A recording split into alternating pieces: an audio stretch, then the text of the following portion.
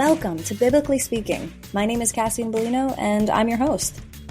In this podcast, we talk about the Bible in simple terms with experts, PhDs, and scholarly theologians to make understanding God easier. These conversations have transformed my relationship with Christ and understanding of religion. Now, I'm sharing these recorded conversations with you. On this podcast, we talk about the facts, the history, and the translations to make the Bible make sense, so we can get to know God, our Creator, better.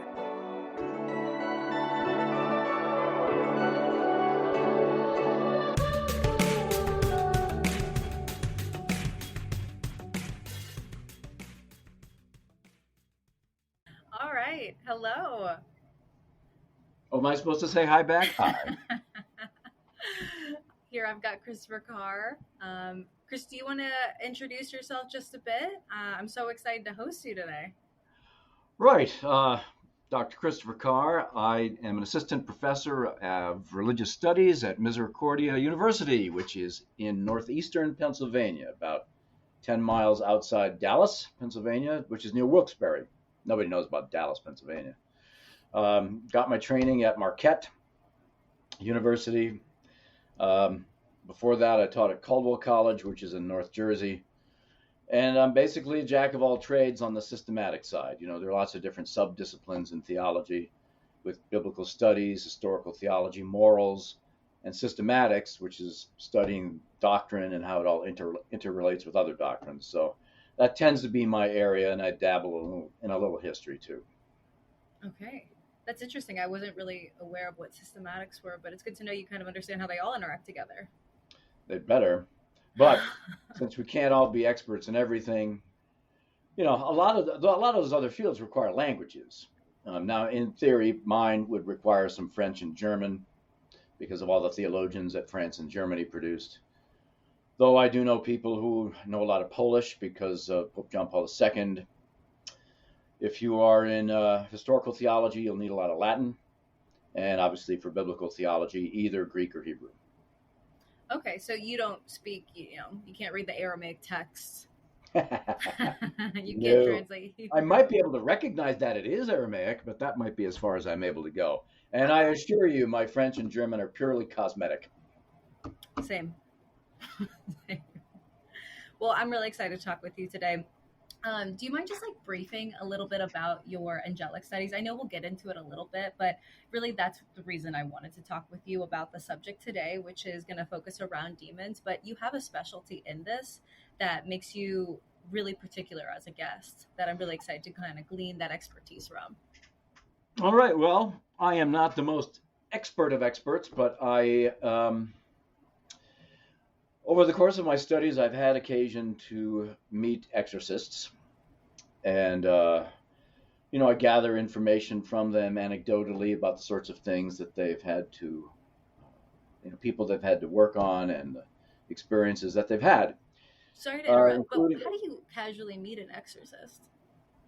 Well, first of all, you start by walking around in theological circles, and that way you meet a lot of clergy, and then odds are you're going to bump into one who's done deliverance ministry of some kind. Now, okay. It's a little, I don't know if it means if you got to get lucky, but by and large, the rule is if you are in deliverance ministry, which I am not, by the way, you don't advertise the fact that you're in deliverance ministry. Because if the word gets out, then people who really are devotees of Satan and the bad guys, they can then know who to target. Oh. And there is such a thing as retaliation, and you don't want to be part of that. Oh my gosh. And it's also important for the privacy of the individual who's suffering. I mean, if everybody knows that, Father Joe out there is the diocesan exorcist, and you see him arrive unexpectedly at your neighbor's house, that'll start people talking. And when people talk, it mushrooms, into all sorts of things. Yeah. So in order to protect the privacy of the person involved and to protect the exorcist and anybody who happens to be on his team, it's important to keep this under the radar. Okay. Is this like a very niche or very common field, do you think, regardless of confidentiality and people keeping it secret? Are you saying that, it's pretty common for people to kind of go into the deliverance ministry? Or is it pretty No, intense and kind of hard on the tell you what, body? it's actually very common to be interested in it. Okay. But just because you're interested in it does not mean you have the right mindset to do it. Because a lot of our interest in purely spiritual matters is what I might call prurient interest. It's interest for the paranormalcy of it all. It's it's exciting, it's supernatural. It's why we go and watch scary movies. Mm-hmm. But the people who are needing deliverance ministry are really people who are in fact suffering. Mm-hmm. And you don't go there for the manifestations. You don't go there in order to experience something. In fact, you may or you may not. The point is to relieve the individual of an attachment that really is messing up their life, sometimes in very serious ways. Mm-hmm. So you have to get the mindset of just like, all right, I'm not here to, see or experience something out of the ordinary. You have a much more important purpose in getting involved in this stuff. And I would say that people who just have the prurient interests either find out what deliverance ministry entails in terms of the training and the sorts of work that's involved, so they become disinterested in that, or they're weeded out. I mean, some people want to get the training just to learn more, I suppose. But people who are in a position to train other people are a little bit more sober about it. I imagine that's a pretty intense training that you have to undergo to be able to kind of handle a manifestation. Yeah. Not happily, since I don't do deliverance ministry, I've been immune from such things. I know people who are in it, and they have reported things, but when they report things, it's kind of a matter of fact. The temperature dropped in the room. Okay, even though it's 80 degrees outside or something. It's just, I guess when it happens, it just happens. Yeah. But the important thing is it for just happen once and then not be the result of you somehow becoming attached, which then would require some deliverance on your own part. Absolutely. So you're in these circles, you run into people that are within the deliverance ministry. Do these conversations really kind of show up?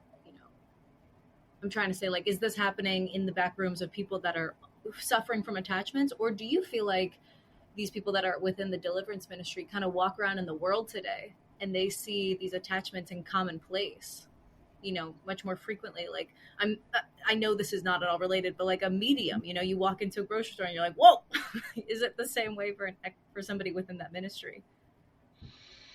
All right, there's a lot of things there. First of all, people in deliverance ministry generally will not talk about it unless it's with somebody they can trust. I mean, again, if they talk about deliverance ministry, they're basically outing themselves. So they need to make sure it stays within a tight circle of, I don't want to say trained professionals, but, people who are serious about the work.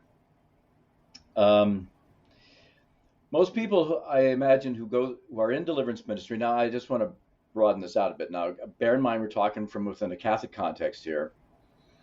The exorcist has to be a priest. The exorcist has to be a priest that's not only trained, but has received license to be the exorcist from the bishop. If the priest doesn't receive license from the bishop to perform the rite of exorcism, there's only so much a priest can do. Now, priests can do way more than laity can. So there are minor exorcisms built into the old rite of baptism, let's say. And any priest can do that. Any priest can go to your house and bless the house and clear it out of any infestations. That's all common practice. The important thing is that the bishop has the authority to then deputize a priest to do the rite of exorcism. And without that authority, the rite won't be effective, and the priest is acting out of bounds, which means he can be targeted. Now, there are lots of other things I could go off there, but I just want to say something about deliverance ministry. Now, in the Catholic Church, while it is true that only a priest can conduct exorcisms and say command prayers generally, lay persons are involved, and they generally form part of a team that the exorcist uses when a case, we're talking about a person who's claims to be suffering some sort of affliction. The polite term is to call them a case. And the lay persons can provide some basic spiritual direction for such an individual so that the priest isn't spread too thin. Because remember, an exorcist is a pastor somewhere. And you know how it is, especially in my diocese. You don't know this because I'm in Pennsylvania and you are totally not. We've got 110 something parishes. We've got 90 something priests. And within 10 years, we're going to be down to 60 something priests. So already the priests are spread way too thin to be pastor of one church or maybe a combination of churches, and then having to go and do deliverance ministry on top of that. So in order for the priest to not go absolutely crazy or get burnt out, lay persons can assist. And what the lay persons would generally do is provide first level kinds of triage to get the person who's claiming to have some sort of spiritual affliction to start. I mean, obviously the prayer team individuals will be in connection with the exorcist. They will not be acting independently. But there are some basic things you can do because demonic affliction works on a continuum. So if a lay person has been designated by the exorcist to interview a potential case, then that lay person can, conduct the interview, ask some questions, background exposure to seances. Is this lay person like a family member, or is it any lay person? It would have to be a specific lay person within the diocese that has also received some sort of deliverance ministry training. Got it. And the lay person would then advise this individual, this case, that yes, they will be in contact with the exorcist about who they are and the information that they gather. But the layperson would then also say, all right, look, you need to attend Mass every Sunday. You probably have to go to confession, if not every week, at least every month. And there are steps that you can follow. And then that person has to do whatever that protocol is for 30 days and then report back. And then they can determine how to proceed from there. And finally, I would say, while there are lay persons who are on deliverance teams who are just schmucks like me, and I'm not on a team, I'm just a schmuck without being on a team, there actually are people with certain gifts where they can sort of discern whether there is it's a certain kind of spirit, or discern how a particular bad spirit may have come into a person's life. They can be kind of sensitive that way. Obviously, not everybody has that sort of gift, and I think if a person is aware that they do, then they would actually have to go through some discernment process to make sure that their gift isn't being used against them. Mm. And then, of course, they have to continue to lead a holy life so that the gift can actually still be a benefit to other people. So, yeah, just being on a deliverance team doesn't give you, psychic powers or something, and you walk around the grocery store and you see demons attached to some person walking down the aisle. That's not a thing. At least it's not for me. So maybe. So I think I may have covered everything that you had in your broad question. Anything I leave out? My blanketed question. Could you give an example of someone's gifts being used against them? Well, it's maybe that was a bit strong, but if a person has a kind of gift that makes them, as I say, a little bit more sensitive to spiritual realities, bad spirits always pose as good spirits. That's how they suck people in. Bad spirits always pose as good spirits. That's pretty much always their entryway. Yeah, I mean, on occasion, it won't be so nice, but I mean that's the way temptation. And when you say works. Nice, you mean like non-threatening? You mean like quiet, or is it like it's posing as an angel? Yeah, it's usually posing either as an angel. Now we're talking about demon now. Demon posing as an angel, which is not difficult for a demon to do because technically they are angels. They're just fallen angels. Right. They could pose as the soul of a dead person you want to contact. Ooh. So if you're using a Ouija board or going to a seance or something. the basic rule of thumb is that's not the way you communicate with spirits, which is restricted to prayer. Prayer. Got it. So if you do have such a gift, it's likely the demon would just try to fool you. We're going to get into this in a bit, and so I'm happy to jump into kind of the first section of this podcast because this is great, but why they're fooling you. I just kind of want to stick with that and what their intention is, kind of going from there. But I'm going to put a pin in that. We can come back to the intentions of demons and what they want and why they want that. But what I really want to jump into now is the verse of the Bible. And today I really want to understand, in my version of the Bible, his name is Mob. Maybe in King James, it's Legion. But essentially in the Gospels of Matthew, Mark, and Luke, when Jesus is getting off a boat in Capernaum, he comes upon a madman in a cemetery who is convulsing. He's foaming at the mouth. He's just kind of known as the guy wandering around in the cemetery. No chains can hold him down. The town's just like letting him be. As far as the scripture, I'll read Luke 8:26 to 39. Please go ahead. But can you tell me which translation you're using? I'll use the Message because it is so. Oh, the Message. Okay. Oh no. All right. You can edit this part out if you want to, but I want to say something about the fine Eugene Peterson of now happy memory, because I do believe he passed away about 2 or 3 years ago. This is good. Oh, yeah. You're going to love this. It is a kind of a paraphrase of the Bible. And he takes, I would say, inordinate liberties with the actual text. Because most any other version or translation of the Bible you will use, there is a certain level of conscientiousness with trying to stick with something that's more or less word for word from the original Greek or Hebrew. And so, I think this would actually be a very important sidebar. So you've got your Message there right in front of you there, right?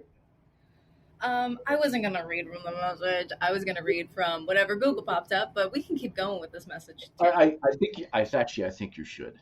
Since I have a little bit of an axe to grind on the Message. Let me see. So go ahead and open up your screen there. I've got my book. Yes. All right. I think if you go to the Lord's Prayer in Matthew, which is Matthew 5 or 6, starting at verse 7. So Matthew 6. Matthew 6, verse 5? Starting at verse 7, I think. Yep. So just go ahead and read it through the end of the prayer. I'm already seeing this mistake of mine. Well, you know what, though? This is in a way not a mistake. Because Okay. here at our university's campus ministry, and they put out little Lenten reflection booklets, they use the Message. And I think the idea is that, if they read something that's actually a word-for-word translation from the original Hebrew, they're not going to be into that, I don't know. This is literally why I'm here today. It's because I'm not into that. And it's all right for certain your private devotions. So again, I am not here to throw Eugene Peterson under the bus, at least in his entirety. But if you want to conduct a Bible study as opposed to prayerful reading, something closer to a word-for-word translation, I think, is really important. Because with Eugene Peterson, you're going to have a bunch of English words that you can't match to the Greek literally at all. That's really good, because I feel like I am doing, that's probably why I'm doing Bible mindful devotions, kind of how you put it. And the Message version of the Bible, great, very edible, very understood. I get it. But the reason we're here today on this podcast is really what is the exact translation, because there's a reason they used exactly those words and the message isn't getting us there. So this is perfect for our first podcast. I'm so glad we're talking about this. All right, well, I'll tell you what, shall I just go ahead and read mine first, and then you can share what the message says to your faithful audience out there? Are we still talking about Matthew 6? Yeah. Yeah, why don't we read the Lord's Prayer in your version, and then we'll read it in my version to show the differences. Okay. Now, I have a paragraph that begins at verse 7, so I'll start there, and I'll do 7 through 14. Okay. All right, so Jesus is saying here, "And in praying, do not heap up empty phrases as the Gentiles do, for they think that they will be heard for their many words. Do not be like them, for your Father knows what you need before you ask him. Pray then like this: Our Father who art in heaven, hallowed be thy name. Thy kingdom come, thy will be done on earth as it is in heaven. Give us this day our daily bread, and forgive us our debts, as we also have forgiven our debtors. And lead us not into temptation, but deliver us from evil. For if you forgive men their trespasses, your heavenly Father will also forgive you. But if you do not forgive men their trespasses, neither will your Father forgive your trespasses." And my version says the same verse, 7 to 14. "The world is full of so-called prayer warriors who are prayer ignorant. They are full of formulas and programs and advice, peddling techniques for getting what you want from God. Don't fall for that nonsense. This is your Father you are dealing with, and he knows better than you what you need. With a God like this loving you, you can pray very simply, like this: Our Father in heaven, reveal who you are. Set the world right. Do what's best. As above, so below. Keep us alive with 3 square meals. Oh boy. Keep us forgiven with you and forgiving others. Keep us safe from ourselves and the devil. You're in charge. You can do anything you want. You're a blazing beauty. Yes, yes, yes. Oh. Oh boy. Yes, yes, yes. Okay, well, on that note, let's read Luke 8 in your version. There's literally no way to get to the actual Greek from that particular version of it. And I'll just say this, because I know this is a sidebar. The 3 square meals, that is probably the most egregious thing he did in the Lord's Prayer, because the daily bread, and even that version, the way we usually translate it in English, kind of hides what the Greek word is, which is epiousion. And ousion is the Greek word for nature, and epi is a prefix which means kind of above that. So it's, we daily bread, but it's really supernatural bread. Whoa. Can you say that again? So ousia in Greek means nature, like the substance, the wetness of a thing. Okay. And the epi means kind of above or over. So like episkopos, another Greek word. So skopos, sight, epi, over. So when we get episkopos from that word, which is where we get bishop, episcopal. So that is an individual who has oversight in terms of authority over the Christian community. So here, this word is epousion, which has the more of a sense of supernatural, over nature. And for a Catholic like myself, that is pointing directly to the Eucharist. Now, even the word daily doesn't really do it justice, but you're not going to get 3 square meals a day and get you to epousion. At least daily bread, at least you can find, what is the actual word for daily? Because one word is trying to match one word. So it's there's a lot that gets lost, I'm afraid, in Mr. Peterson's version of things. Wow. You're such a good guest. I'm so glad you're here. Well, we shall see now. So that's why it's like mob. He's calling it mob. It's always legion. I don't even know what the Greek word is. I have to look that up. But all right. So where are we, Luke? Then. Okay. So why don't we actually do Luke 8:26 to 39, and I have the NIV version here, but that's good. All right, we'll go with that one then. So Luke 8:26 to 39, the verses So they're talking about Jesus and his disciples. They sailed from the region of Geroncensus, which is across the lake from Galilee. When Jesus stepped ashore, he was met by a demon-possessed man from the town. For a long time, this man had not worn clothes or lived in a house, but lived in the tombs. And when he saw Jesus, he cried out and fell at his feet, shouting at the top of his voice, "What do you want from me, Jesus, Son of the Most High God? I beg you, don't torture me." For Jesus had commanded the impure spirit to come out of the man. Many times it had seized him, and though he was chained hand and foot to be kept under guard, he had broken his chains and had been driven by the demon into solitary places. Jesus asked him, "What is your name?" So at this point, Jesus is holding the demon, like he's separated the demon from the man at this point. I think what's probably happened there is that the demon has manifested in this man. So it's not like the demon is standing outside him as a separate, shapeless form. Usually, if you are communicating with a demon through a possessed person, the possessed person is the go-between. And the person, basically the demon is speaking using the body of the possessed person. Okay, so Jesus asked him, "What is your name?" And the person, but the demon in the person, said, "Legion," he replied, because many demons had gone into him, and they begged Jesus repeatedly not to order them to go into the abyss. When they say abyss, because it's capitalized, it's a proper noun, they mean hell? Mm-hmm. Yes. Okay. So why wouldn't they want to go back to hell? Isn't that their home? It's terrible. It's even terrible for them. That's why they don't want to go back. I mean oh yeah, it's awful. So why would a demon be unhappy in hell? Well, first of all relationships in hell are based on power, raw exercise of power. Even if demons would cooperate with each other, and as apparently they sort of have been, if they're all sort of stuffed, they have jurisdiction over this guy's body, they really don't really get along because it's still sort of a coercive cooperation.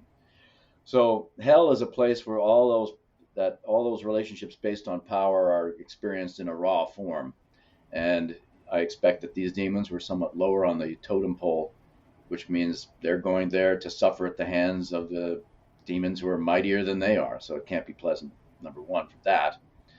Second, I would imagine that hell is a place where even the demons are much more cognizant of their separation from God, their hatred of God, their despair at not being able to perform the functions that God made them for. It's, they suffer too. And hell is where if they're possessing somebody, they have a certain kind of respite, I guess you could say, while they are somewhat not still in hell. But once they're in hell in a sort of a complete sense, they can't alleviate their suffering anymore. So them leaving hell to come on earth, they can't just hang out on earth. They have to come and possess somebody, and that is kind of like their refuge from being in hell. Oh, they can attach themselves to places and animals. I mean, there have been cases where, and again, this is reported cases, nothing I have seen. I'm just reporting stuff here. Reported from the conversations you've had with people with firsthand accounts? That's right. Or from, books that you can easily purchase. Right. I mean, Father Gabriele Amorth, about whom the movie was recently made. Yeah. He's got The Pope's Exorcist. Yeah. Though I don't know. I heard that wasn't quite as good as the other Exorcist movie that came out. I can't even watch the trailer. It was so scary. Yeah, what was it? Conversations with I forget what it was. Anyway, it didn't have big name stars, I don't think. That one I heard from reliable sources was much more authentic. Which one? Than the non-Gabriele Amorth one. So the one that doesn't feature, I can't even think of these actors' names. Mel Gibson. From Gladiator. Yeah, Russell Crowe? Was it Russell Crowe? There it is. So you're saying that one's better, the Russell Crowe one? No, the other one. Oh, okay. Good to know. But the books that Father Amorth have written, An Exorcist Tells a Story, Exorcist Tells More Stories. He's got at least one or two others. he sprinkles those books with anecdotes from his Okay. ministry, and I believe one of them was, there was a dog in somebody's house, and I can't remember if the demon had been attached to the building first, but somehow it was in the dog, and the dog came. The dog was basically suicidal. It was just running out into the street, and so the family tried to prevent the dog from doing that, but eventually the dog succeeded. And that might not have, the demon's not going out there to kill the animal necessarily. I mean, hard to say, I suppose, but that was the only way the animal, I guess, could cope. And we'll see that a little bit later in this verse, that animals, that's how they react to demons. Yep. So a couple follow-up questions you might laugh at. One, not so funny, is that the only reaction a dog or an animal or a pig would have to a demon possessing them? Do you think there's ever a chance that maybe, let's say, a demon-possessed horse, I'm just making up an example, a demon-possessed horse now has malintentions to hurt the riders? Or do you think that horse is going to always just physically want to end this possession because it's so insufferable, it's so horrible? Or do you think, the demon can really control the intention? All right. I'm way out in left field on this one because okay, all right. With respect to demonic influence on animals, all right. So a Father Amorth or another exorcist who is, from whom I'm drawing that account, that's legit. And you're right. It does comport with what we have here with the herd of swine. Okay, so if we're talking about demonic affliction on animals, some animals are actually more sensitive to spirits than we are. So if there is like a haunted house, right, which usually means that there is some spirit there that shouldn't be there, the animal will, if it's a cat, arch its back and run out of the room, or the dog might slink away in fear, and we're just like, what's going on? I don't see anything. Right. Some of those animals are a little bit, for whatever reason, are able to sort of pick up on other presences in the room, and if they can tell it's giving them the heebie-jeebies, they will get out of there. So an animal can just, for self-preservation's sake, leave the room. There is also, however, a case that I remember reading in a book written by a psychiatrist who was skeptical about demonic possession, but then over the course of his professional work encountered more than one occasion where normal means of therapy and medicines just did not help the person at all, and then required spiritual intervention. Now, this psychiatrist was somebody who then became a little bit more interested in deliverance ministry and began to know his local exorcist. And this is important for an exorcist to have access to these medical professionals, because a lot of behavior that people might exhibit from demonic affliction really does have a natural cause. So demonic affliction can result in hallucinations, can result in insomnia, can result in other maladies which normally would accompany depression or manic depression or psychosis or something. So it's important to have medical professionals around, because the first thing you want to do before conducting spiritual relief on somebody is to give them an opportunity for natural solutions first. And that seems to be the way to go. You determine whether or not this is naturally caused and naturally treatable. And if it isn't, then you go ahead and impose upon the time of people who are in deliverance ministry. But if somebody is possessed, but you've got doctors in there, kind of eliminating other sources, does that put the doctor then in risk? Did that put them at risk? Oh, I don't know. Not necessarily. Okay. If the doctor is doing his due diligence as a professional to try to ascertain whether or not this person can be treated by the normal medical procedures that are available, that seems to be all right. The doctor kind of steps out of that. I'm sorry, the demon would more so just be like, I'm going to let this doctor kind of take his temperature, but I'm not going to now. This doctor hasn't opened his soul up for me to kind of jump into. Yeah, because the demon, knows it's kind of futile.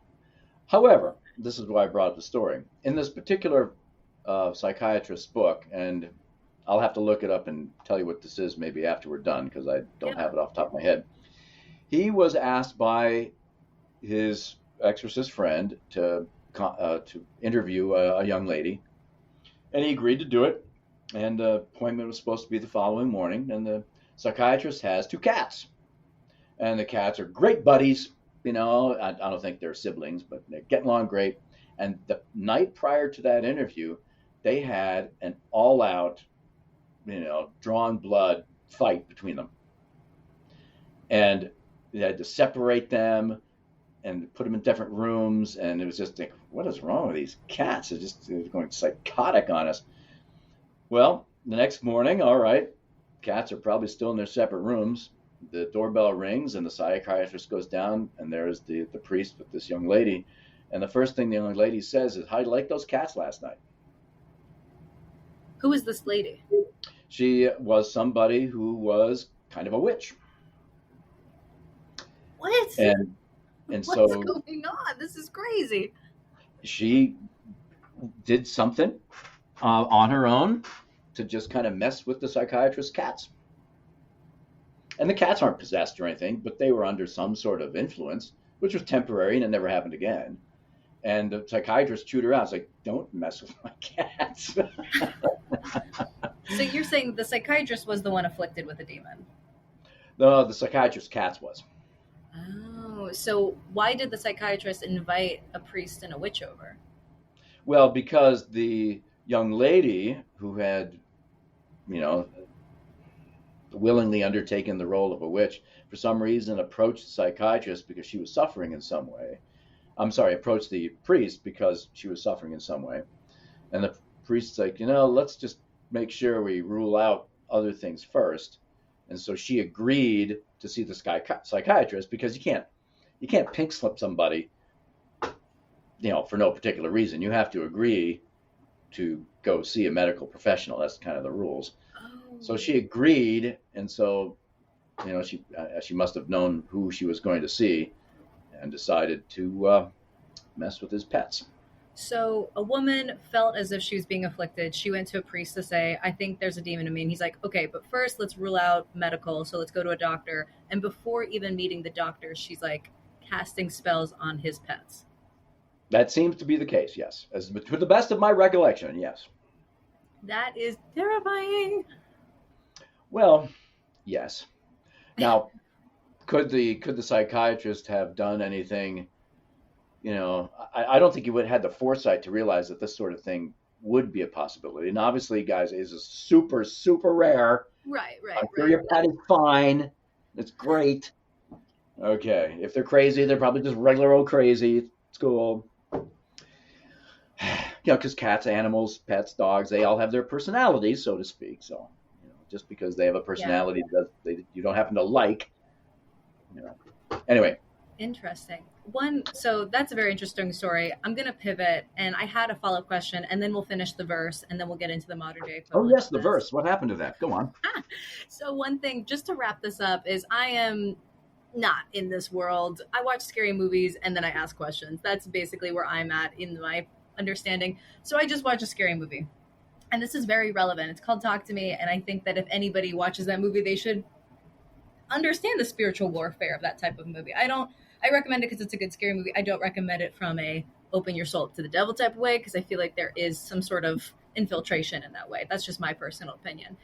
But in that movie, they're saying, if you essentially are possessed by a demon in the movie that they're allowing in consensually, and you die, then the demons got you. They got your soul. I feel like that's almost common in scary movies, but I'm curious if that's actually based on anything real. That if you are possessed, the demon's goal is for you to die, to kill yourself. I'm kind of referencing the animals. Is the demon trying to make you kill yourself so they can claim your soul or claim your body or whatever it might be? Is that the MO of that demon? Okay. First of all, let's get clear about what possession is. It is spiritual permission for a demon to control your body. All right, that's all it is. It is not possible for a spirit to control your soul. So, just know that with respect to possession, no demon, no other spirit, nor angel, only God has sort of access to your soul, as it were. No angel, fallen or otherwise, can read your mind unless you invite them to read your mind. There is a certain integrity that everybody's spiritual soul has, which is inviolable. Now, it is true that there have been accounts of people being tempted to kill themselves. And this would not be your standard suicidal ideation from depression or some other psychiatric disorder, though sometimes those things can accompany the disorder. That's why it's, because it's never either or.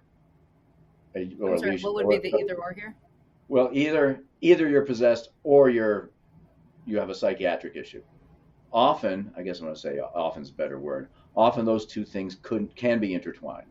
That you really do have something that's medically treatable, and you have something that needs to be spiritually treated too. Does one cause the other then? Huh? Would you say that maybe like what, the chicken and the egg? Does the demon come first and then cause the depression, or does the it could go either way.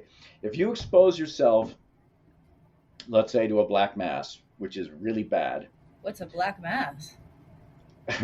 We'll come back to that.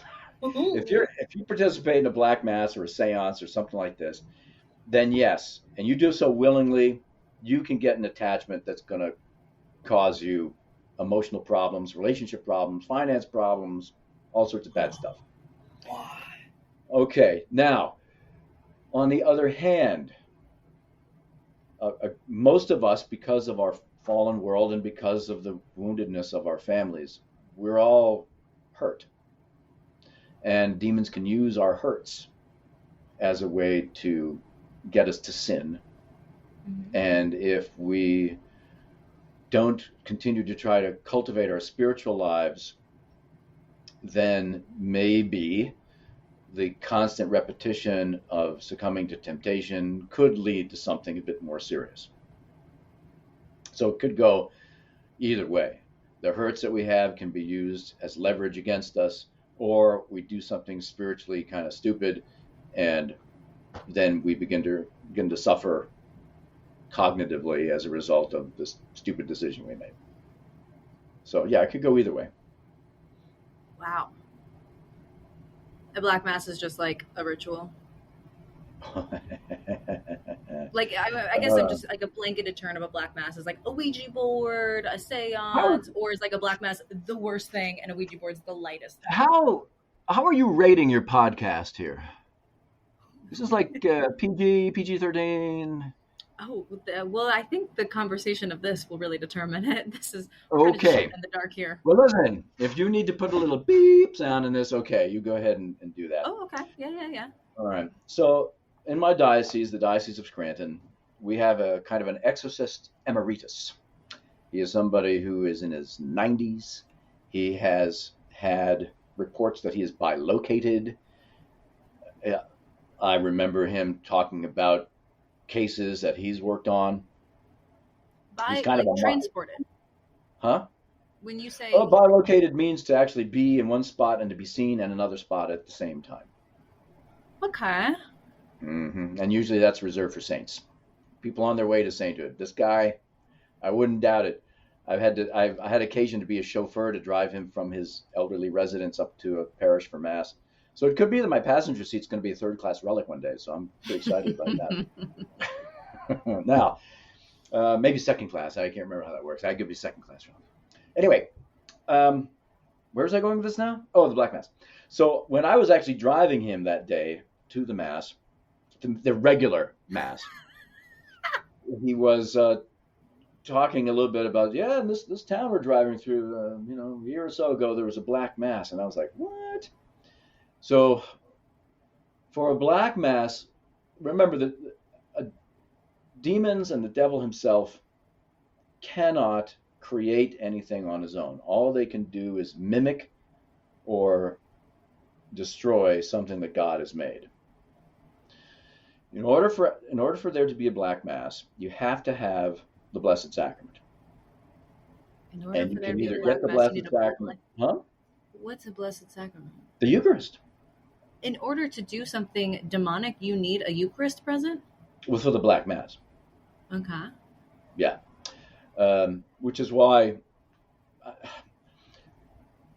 Satanists kind of know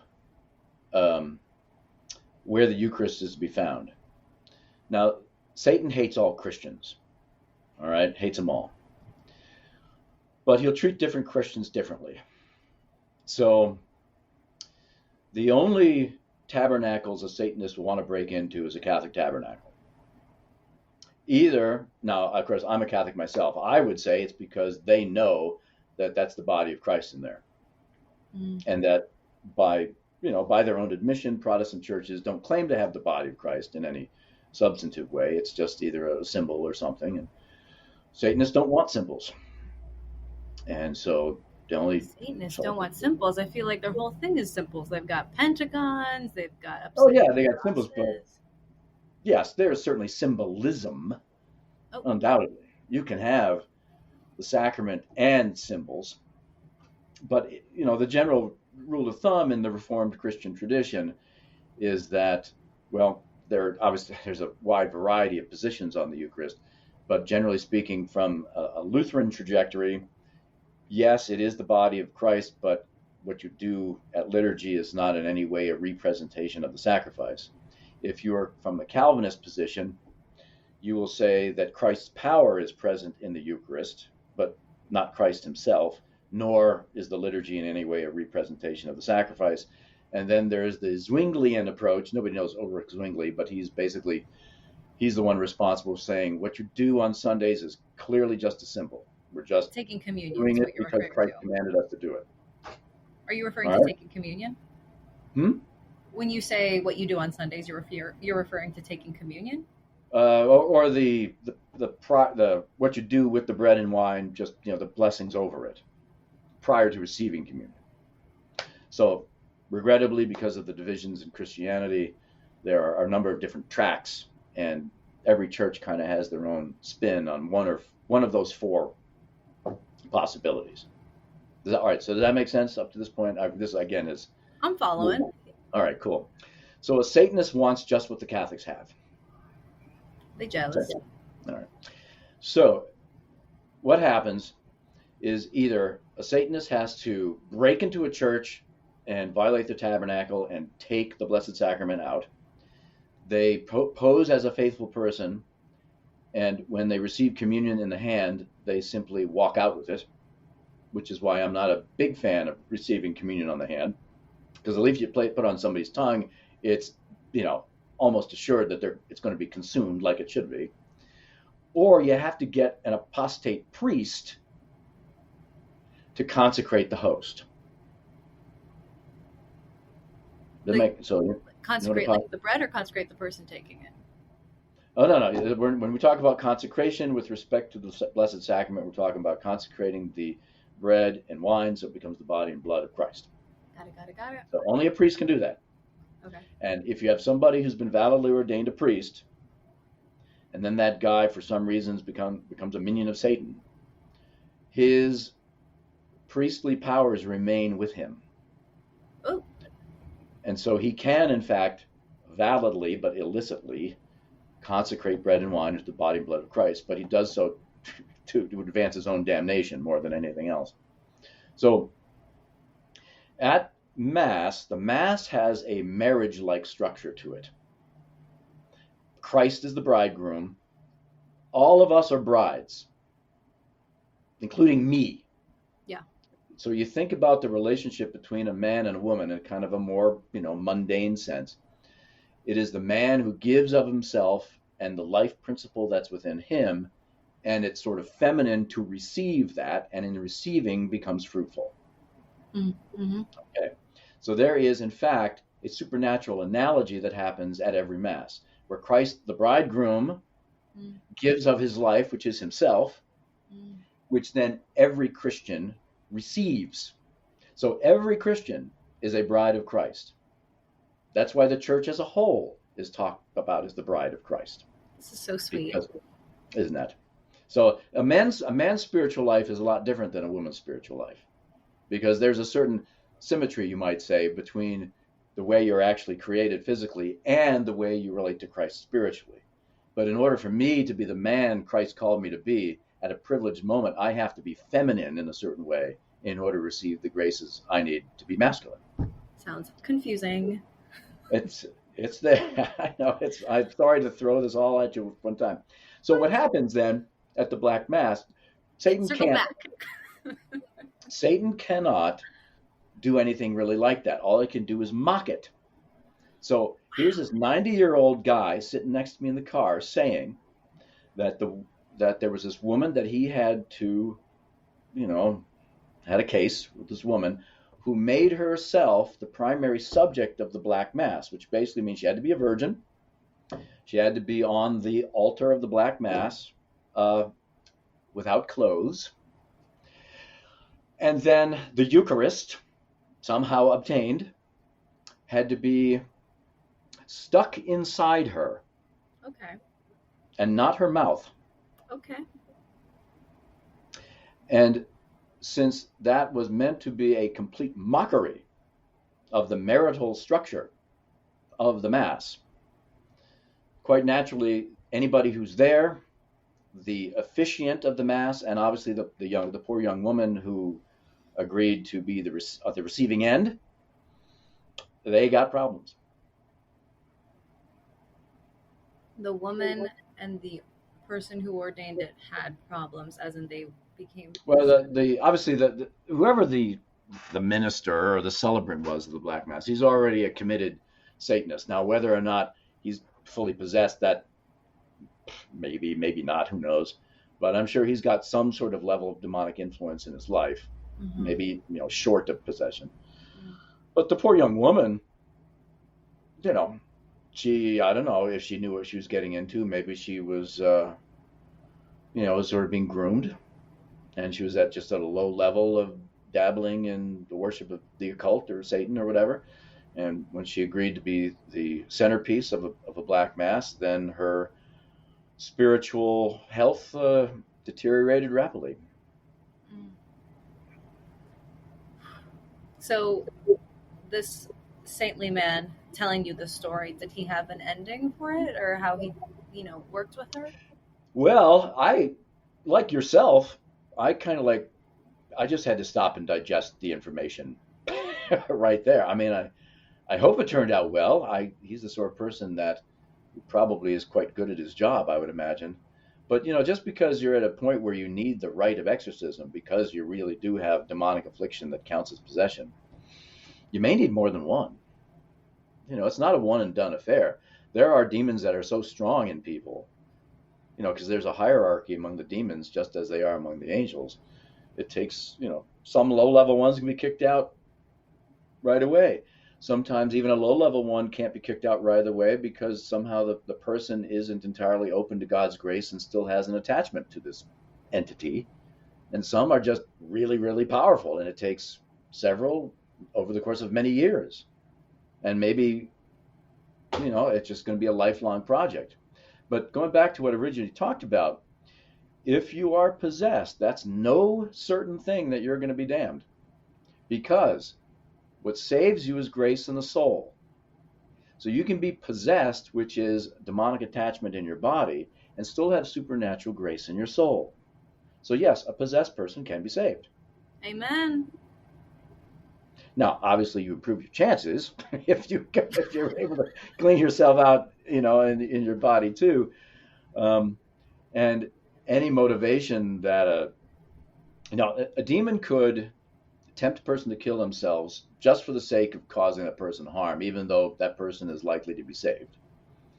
But especially under psychiatric duress, everybody knows that under psychiatric duress, your responsibility for any actions you do are diminished to the point of maybe even being erased altogether. I'm sorry, I did not follow any of that. What do you mean by duress, and what?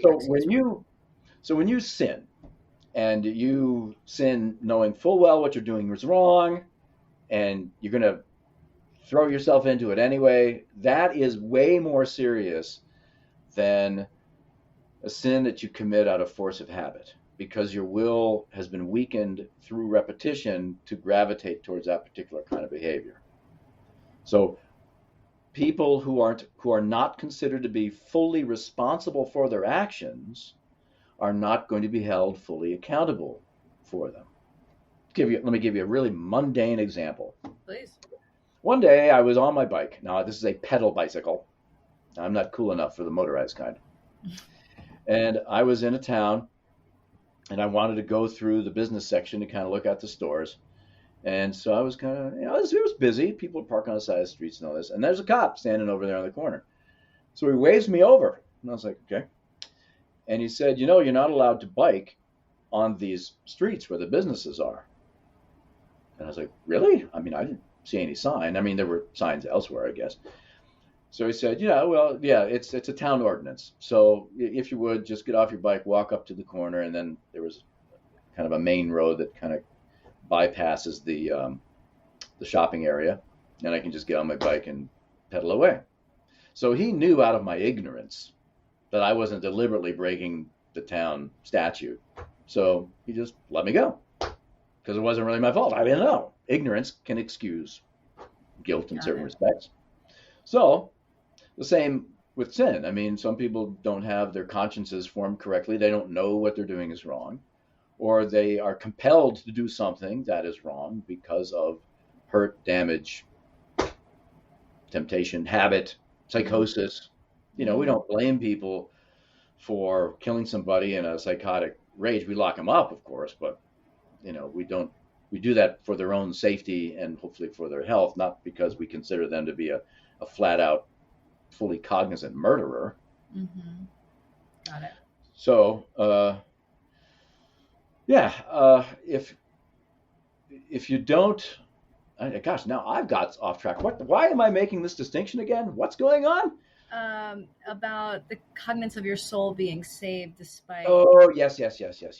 So, yes. So if somebody is suicidal, and they're suicidal because they're being literally tempted to do it, God in his mercy knows that person's will is not fully engaged in the sin of throwing your life away. Interesting. God knows. God can see into your soul. He can see into your mind. He can see into your heart. He's the only spirit that can do that, because, being omniscient and infinitely powerful. Right. So that's why God is the just judge. He knows how much of it is compulsion and is not in your control, and how much of it is in your control. So the more it's in your control, the more responsibility you bear, the less it's in control.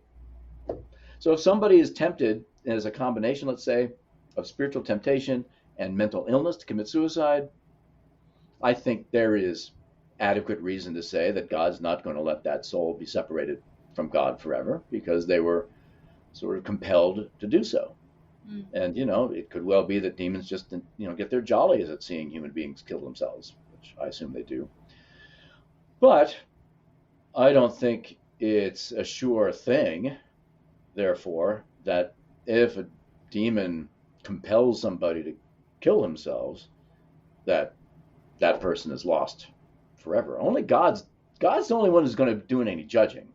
It's not that a demon can steal our souls against our will. We have to help him steal it. We need to cognizantly give it to them. Or cooperate somehow. Yeah. Yeah. Okay. That really answered my question. Thank you. I'm just going to finish the verse. I mean, we're kind of answering all my questions as we move along. So this is fantastic. Okay. Just to catch us up, we talked about he didn't want to go back to the abyss. The demon didn't want to go back home because home wasn't fun. So just continuing with verse 32, a large herd of pigs were feeding there on the hillside. The demons begged Jesus to let them go into the pigs, and he gave them permission. So again, Jesus has to give them permission. When the demons came out of the man, they went into the pigs, and the herd rushed down the steep bank into the lake and was drowned. So very on point with the pigs not being able to handle the spirits. Is that what you're assuming here, that it was just too much for them? Well, the only consciousness we have any direct experience of is our own. I don't know what it's like to be an animal. So Fair, fair. it could well be that was like that's sort of the porcine instinct, when the animal soul detects some other entity inside its body and says, "Okay, I guess my bacon's not worth saving," and that's the end of it, so to Okay, speak. that's a simple answer. I like that. Um, okay, and the rest of the verse is essentially the witnesses getting freaked out about what they just saw happen. Yes. No, I'm going to add something. This is an important verse, and I'm sure looking at it here, I got my Revised Standard Version Catholic Edition here, which that Catholic Edition just means it has more books in the Old Testament. Um, so this bit about uh, being, he was supposed to be in fetters. What does mine say here? Let's see. Are you? Which verse are you leading? Oh, hold on a second. I'm trying to find it. Yeah, this would be verse 29. I have a large thing here. It's in parentheses. Many times the demon or demons had seized him, kept under guard, bound with chains and fetters, but he broke the bonds. One of the classic signs of demonic possession is superhuman strength. Classic. So that, this guy that being put in chains and then he breaks them. Yep, that's a thing. As a classic symptom that this person really does have a spirit controlling his body. Levitation would also be included in that. There is a sort of reverse of the strength where, and this would be Father Amorth, I know this specifically, and this might be from his first book, where there's this teenage boy sitting on the top of the stairwell in his apartment building on the landing there, just sort of blocking people's way. And this was an individual who was a case of Father Amorth, and he was just being belligerent. So the kid was possessed. So, two big, strong Italian police officers go to lift him up, and they can't. And he's like 14 years old. But two guys can't lift a 14-year-old boy. Couldn't budge him. And so when Father Amorth got there, because the parents kind of knew that something was up, he basically got the kid to stand up and go back into his apartment. This is crazy. That's why you should appreciate the ordinariness of your life. If you can be prevented from having to experience any of this stuff, that in itself should be a reason to praise God. Absolutely. And I think it is crazy that this is real. This is not just something that happened back in the day with Jesus, that you're giving firsthand accounts that are of 2023 or within the last 10 years or 20 years. This is very real. And so we should be aware of the dangers out there as much as we're aware of the diseases out there. And I think that understanding what the cure is and understanding that these are the facts. I mean, I hope that people that listen to this understand that this is a danger and they take it seriously, and then they make decisions that help protect them from this. And I'm not telling them what they should do, but it should be aligned with, a loving God that is the only protector of this. And prevention in this case is the best medicine. So having a good prayer life, and this would be true for any Christian, what I'm saying is kind of universal, making sure you do pray. If you do Bible study, that's great. Make sure you attend your church services. And of course, avoid sin. That'd be kind of important, I should think. And if you have any hurts that are causing you to sin, go talk to somebody, because that'll help, indirectly. Through the therapy, we'll have a spiritual benefit. Speaking as a Catholic now, receive the sacraments. Make sure you receive the Eucharist every week. Make sure you go to confession regularly. Priest is in there. He's there to help. And the Catholic teaching is it's Christ as actually forgiving your sins through the instrumentality of the priest. And as this exorcist emeritus would say, and he's sort of famous for this particular quote, so you can look it up on the internet and find out this guy's name. One confession is worth 100 exorcisms. Oh, that is quite a quote. Because what happens with confession, Christ's grace gets in your soul and cleans it. All the demon can do is have jurisdiction over your body. And if your soul is clean, the likelihood of you being afflicted in any way is minuscule. Right. Yeah, I'm not Catholic, but I am Christian, and I was raised Russian Orthodox, so I have been to a confession once or twice. That's right. But You have the seven sacraments. That's right. so, I think that it's important to really equip yourself without being overwhelmed and without leaving this podcast being in fear of your life and going out into any haunted houses or near any crazy dogs in the middle of the street. I think it's just important to know that like God's love is out there and it's accessible, and to, maybe this be another reason to maybe step closer to him, but just be aware of, the risks of not. Mm-hmm. Yeah, I mean, I have probably at least a million more questions, Christopher. I'm not gonna lie. I I just want to thank you for your time today. I would love to continue the conversation in other routes, but is there any things you want to add just in the end to maybe promote some of your work? I just want to give you an opportunity to plug. If you have any books you want people to read, you can say them, or any recommendations on books you were speaking about. What are the names of them? Well, you may have to look those up. I'll be glad to do that for offline after we're done talking, and then you can add that later. Honestly, I'm not that kind of scholar. I have to constantly teach 4 huge classes of undergraduates every semester. My scholarship is limited to a few articles here and there. I am not deforesting vast tracts of land with all my publications. Okay. I assure you. So I'm a blue-collar scholar when it comes to this sort of thing. I learn from the other people who somehow do have the time to write books. Okay. Well, thank you so much. I can't wait to have you back if you'll let me, and so I can really probe your mind when it comes to angels on a lighter note, because I know that you've done extensive research there.